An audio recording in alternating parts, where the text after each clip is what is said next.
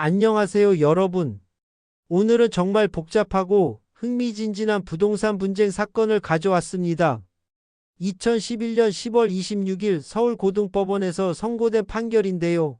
아파트와 상가를 교환했는데 상가 일부가 공용 부분이었다는 충격적인 사실이 밝혀진 사건입니다. 사건의 주인공들과 교환 계약의 시작. 이번 사건의 주인공은 원고와 피고입니다. 원고의 남편은 부천시 소사구 반도 아파트를 소유하고 있었고 피고의 남편은 상가 점포를 소유하고 있었습니다. 이들이 서로의 부동산을 맞바꾸는 교환 계약을 체결한 것이 모든 일의 시작이었습니다. 원고는 2009년 1월 15일 상가 점포에 대한 매매 계약서를 작성하고 2월 10일 소유권 이전 등기를 받았으며 피고는 4월 14일 아파트 소유권 이전 등기를 받았습니다. 원고가 받은 상가는 커피 등을 판매하는 매장으로 운영되고 있었죠. 충격적인 진실 발견. 그런데 원고가 상가를 인도받고 나서 충격적인 사실을 알게 되었습니다. 2009년 5월 18일 건물관리소장으로부터 당신 가게 시설물이 집합건축물 대장과 건축설계도상 분양면적을 초과해서 공용 부분에 설치되어 있으니 철거하라는 내용 증명을 받은 것입니다. 알고 보니 상가는 4부분으로 나뉘어 있었는데 그중 1번 부분은 건물의 공용 부분이었고 2, 3, 4번 부분만이 실제 전유 부분이었던 것이죠. 게다가 4번 부분에는 에스컬레이터가 비스듬히 설치되어 있어서 매장으로 사용하기 어려워 창고로만 쓰이고 있었습니다. 원고의 3가지 법적 공격. 원고는 당연히 분노했습니다. 피고를 상대로 1억 3,500만 원의 손해배상 소송을 제기하며 3가지 주장을 펼쳤습니다. 첫째, 교환계약 목적물 중 일부가 타인의 권리인 공용 부분에 해당하므로 담보 책임을 져야 한다는 것입니다. 둘째, 에스컬레이터 때문에 실제 사용 가능한 면적이 부족하니 수량 부족 손해배상을 해야 한다고 주장했습니다. 셋째, 이런 중요한 사실을 알려주지 않은 것은 신의칙상 고지 의무를 위반한 불법행위라는 것이었습니다. 법원의 치밀한 분석과 판단. 첫 번째 쟁점, 타인의 권리 해당 여부. 법원은 매우 치밀하게 분석했습니다. 원칙적으로 부동산 매매는 지적공부상의 경계에 따라 하지만 당사자들이 사실상의 경계대로 거래할 의사를 가진 특별한 경우에는 실제 경계에 따라야 한다는 대법원 판례를 적용했습니다.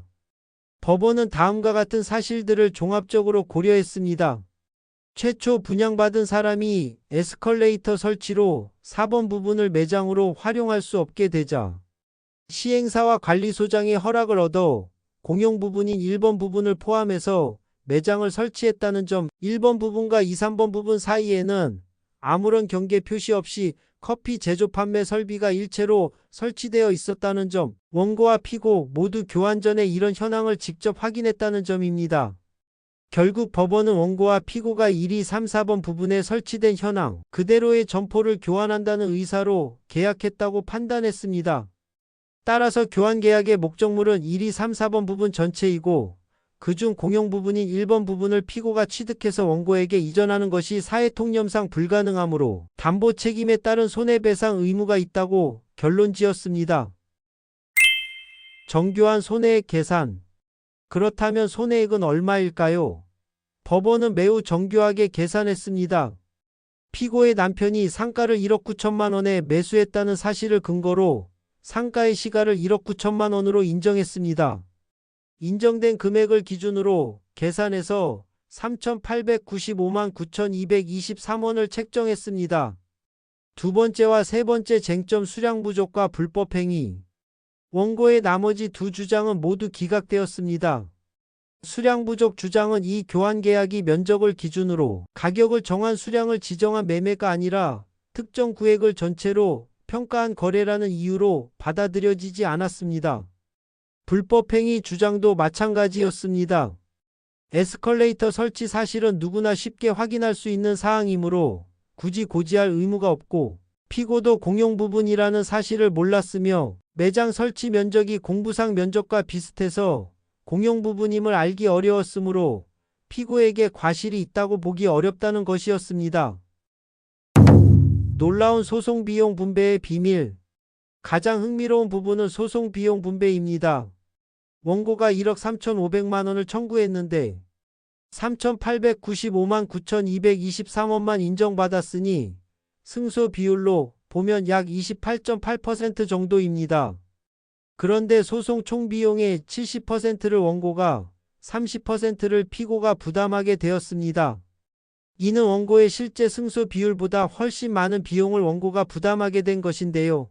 이는 원고가 과도한 손해액을 청구했고 수량 부족과 불법행위 주장들이 근거가 부족했다는 점을 법원이 고려한 것으로 보입니다. 1심과 항소심의 극적인 차이. 흥미롭게도 1심에서는 원고가 거의 패소했는데 항소심에서 3,895만 9,223원을 인정받게 되었습니다. 이는 항소심에서 감정인의 측량 감정 결과 등 새로운 증거들이 제출되면서 사실관계가 명확해졌기 때문입니다. 지연 손해금과 최종 판결. 법원은 손해배상금 3,895만 9,223원에 대해 2009년 2월 10일부터 판결, 선고일인 2011년 10월 26일까지는 연 5%, 그 다음 날부터 다 갚는 날까지는 소송 촉진 등에 관한 특례법상 연 20%의 지연 손해금을 가산하여 지급하도록 했습니다. 이 사건이 주는 깊이 있는 교훈. 이번 판결은 여러 가지 중요한 교훈을 줍니다. 첫째, 부동산 거래 시 공부상 경계와 실제 사용 현황이 다를 수 있다는 점입니다. 특히 상가의 경우 공용 부분을 포함해서 사용하는 경우가 많으니 주의해야 합니다. 둘째, 계약 당사자 모두 몰랐던 사실이라도 법적 책임이 발생할 수 있다는 점입니다. 선이든 악이든 결과적으로 이행할 수 없는 부분이 있다면 담보 책임을 져야 합니다. 셋째, 손해배상액 산정 시 면적 비율에 따른 정확한 계산이 중요하다는 점입니다. 감정을 통한 정확한 측량이 최종 결과를 좌우했습니다. 넷째, 소송 비용 분배는 단순히 승패만으로 결정되지 않는다는 점입니다. 청구액의 합리성, 주장의 근거 등이 종합적으로 고려됩니다. 이 사건에서처럼 과도한 청구를 하면 승소하더라도 소송 비용 부담이 늘어날 수 있습니다. 다섯째, 대법원 판례에 따르면 당사자들이 사실상의 경계대로 거래할 의사를 가진 특별한 사정이 있으면 공부상 경계보다 실제 현황이 우선한다는 점입니다.